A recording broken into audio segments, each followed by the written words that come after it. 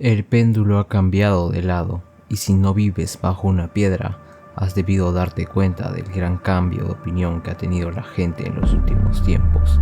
Pasó de pedir regulaciones de parte del Estado a luchar por su libertad de expresión, por su defensa propia, pudiendo criticar a los políticos con su principal antítesis, el sentido común. Ladies and gentlemen. Aunque muchos ya lo han olvidado, la sopa china fue un suceso traumático, y que se aprovechó, quizás sea mejor decir, se creó para poder controlar más a la gente, haciendo ver el control global que tienen las organizaciones mundiales sobre los países, y estos a su vez sobre su población. Todo llevado a un límite grotesco, donde un presidente mintiendo cifras era algo justificable, o el abuso del gobierno sobre nuestras libertades, literalmente quitándonos todo lo que creíamos que era digno de cualquier ser humano, prohibiéndonos la libertad, pisoteando nuestra propiedad privada y hasta en algunos casos quitándonos la vida por el supuesto bien común, que hoy todos sabemos que bien solo les hacía su billetera. He mencionado todo esto porque me parece que es la gota que derramó el vaso, la erupción del volcán que venía sonando desde ya tiempo. Hablamos del resultado de la batalla cultural. La lucha por la libertad contra el autoritarismo es una eterna guerra. Si bien el discurso por el bien común tomó fuerza, logrando silenciar voces disidentes en los últimos años, jamás se logró apagar la voz de la verdad. El querer limitar la libertad de expresión jugó un papel de espada de doble filo, pues todos sabemos que lo prohibido suele ser atractivo, por más mala que sea la idea. Ya lo vimos con el caso de las drogas. Silenciar el sentido común o argumentos bien elaborados a través de falacias ad hominem no solo hace que trates de silenciar algo negativo para la sociedad, sino que tratas de eliminar la libertad de expresión para poder controlar a las personas a tu antojo, por lo que era algo de esperarse un hartazgo social para ver el otro lado del espectro, el lado de negativo, que en verdad siempre llevó el sentido común. Por eso la batalla cultural no es más que profesar el sentido común, que por el contrario de lo que se cree, ya se entendía muchos años antes.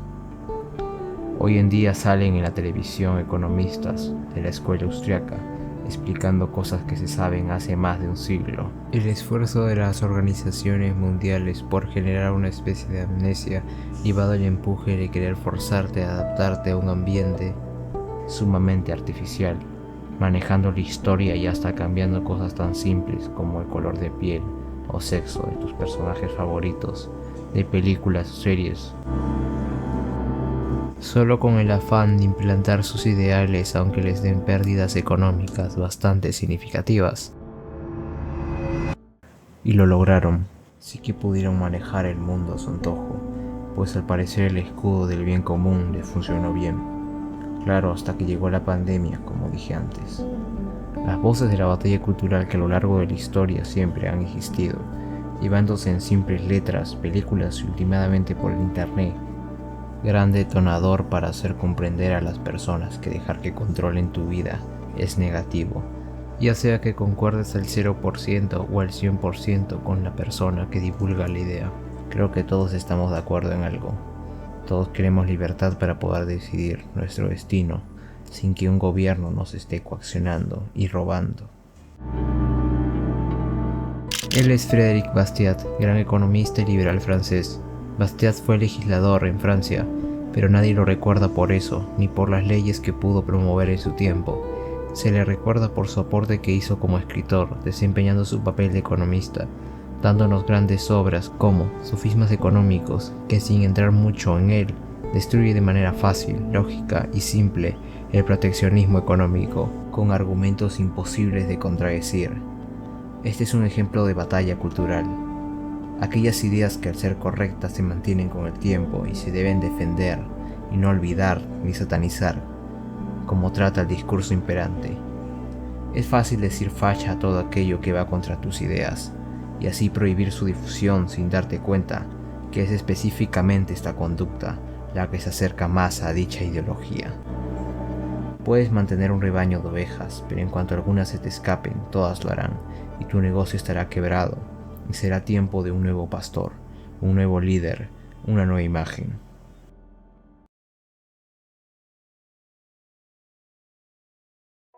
Si bien no existe como tal un inicio o un líder de la denominada nueva derecha, sí que podemos entender su evolución, como años y años de caídas y recaídas.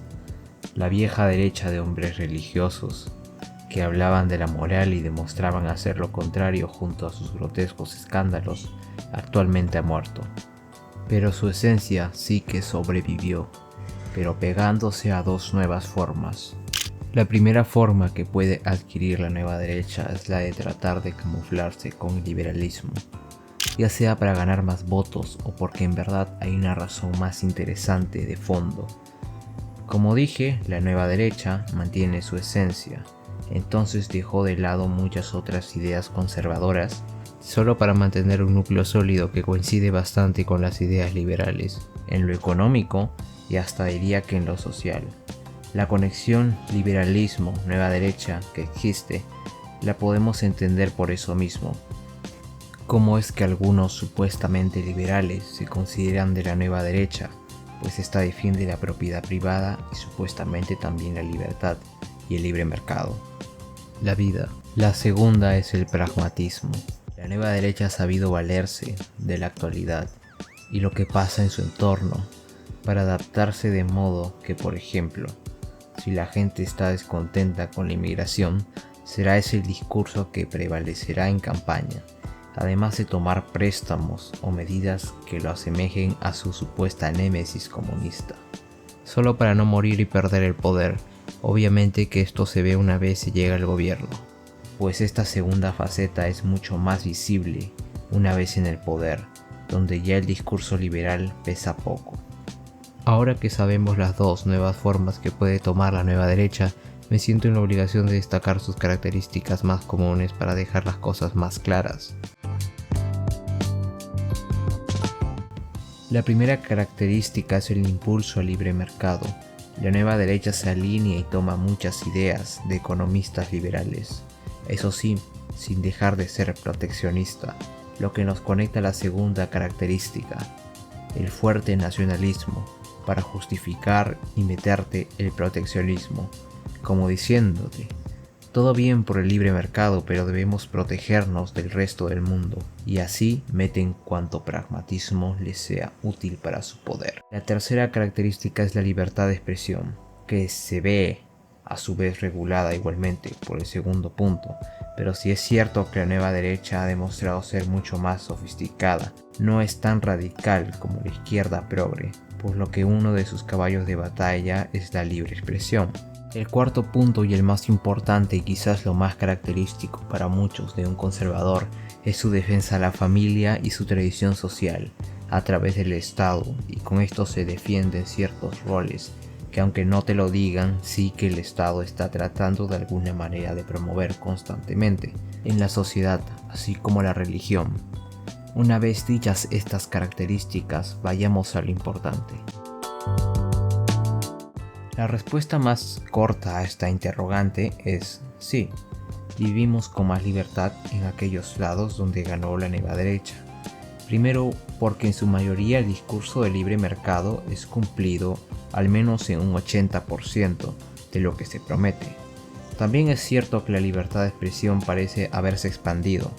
Ciertamente no se puede decir que la nueva derecha es libertad de expresión absoluta, pero sí que estamos mejor que el tiempo de la sopa china, que a mi entender fue el tiempo de mayor intolerancia y control en las opiniones disidentes, por lo cual la respuesta rápida es que sí, tenemos más libertad, pero también es algo imprecisa. No en vano expliqué las características positivas y negativas de la nueva derecha. En el contexto actual del año 2025, para muchos la red social de Elon Musk, X, es la mejor garante de seguridad en lo que concierne a libre expresión. ¿Pero realmente hay en X libre expresión? Parece ser que sí. Fuera de las regulaciones, libres e independientes que puedan tomar las empresas de redes sociales sobre el material para adulto tanto erótico como del tipo gore que se puede subir en su plataforma. Nos enfocaremos más en la libertad de opinión, esos escritos que eran prohibidos por el supuesto discurso de odio, siendo uno o el más conocido el cierre de la cuenta de Donald Trump, cuando X era aún Twitter, lo que desencadenó una serie de consecuencias por la lucha de reprimir el supuesto discurso de odio, viéndose así el magnate Elon Musk, partidario ahora de la nueva derecha, comprar Twitter para convertirla en la cuna de la libre expresión, haciendo acordar a muchos al internet de antes, ese donde había más libertad, tanto para hacerte el intelectual como para hacerte el tarado. X como red social no tiene ninguna prueba de limitar la libertad de expresión, por lo menos no una tan escandalosa, por lo que para mí decir que limita la libertad de expresión sería algo irresponsable. Lo que sí recomiendo es no quitarle el ojo. Recordemos que la nueva derecha es pragmática y no nos podemos fiar de un tipo como Elon Musk, que puede promover en la sombra su propio discurso a través de su algoritmo, sin que te des cuenta. Nunca bajes la guardia y recuerda que X sigue siendo una red social desconocida, que trata de meter nuevas funciones y no sabemos de qué nos podemos enterar después. Ahora, la nueva derecha también sigue teniendo tintes muy conservadores y sí puede llegar a radicalizarse y no permitir discusión alguna en asuntos como el libre consumo de drogas o el papel de la religión en la sociedad. Debo ser claro en decir que todo lo que digo son intentos de generalizar los distintos brotes de este movimiento, pues dependiendo del lugar tiene sus variantes. Económicamente, si bien tanto Trump como Milei han demostrado en el discurso tener grandes conocimientos sobre la economía libre, lo cierto es que ninguno de estos dos gobiernos han demostrado dejar el libre mercado correr. Milei, con sus nuevos impuestos y juntándose en su momento con Elon Musk, empresario y magnate, demuestran que la libre competencia está lejos. El subir el gasto en fuerzas armadas nos demuestra que no gobierna como lo intentaría un liberal, sino que gobierna como un gobierno proteccionista y en algunos casos pragmático, pero no tan pragmático como Trump, que es capaz de tirarse incluso la ideología conservadora por lo que le convenga. Trump es un criminal y es un proteccionista que no le importa ahogar al resto del mundo con tal de conseguir su objetivo. La libertad poco le importa, simplemente está en su agenda de gobierno, solo es un eslogan. De Nayib Bukele ni siquiera creo que sea necesario mencionarlo. En su país es autoritario. El tipo tiene que tener bozal o literalmente actuaría como un comunista. En conclusión, la nueva derecha sí nos proporciona más libertad que el autoritarismo progre. Es más cómodo para la mayoría, pero cuando digo más cómodo no quiere decir que sea lo ideal. La nueva derecha sigue siendo el puño de hierro que nos aplasta sin importar los colores que lo tiñan, el Estado. Es por eso que confiar en un político o movimiento político es la peor opción siempre, pero siempre. Estos te prometerán lo mejor de lo mejor, pero llegados al poder actuarán conforme a su propio beneficio.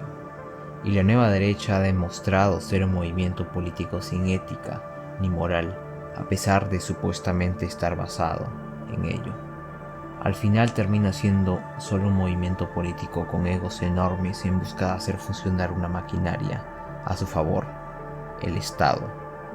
Si tienes otra visión sobre el tema, me gustaría que me escribieras un comentario para poder leerte.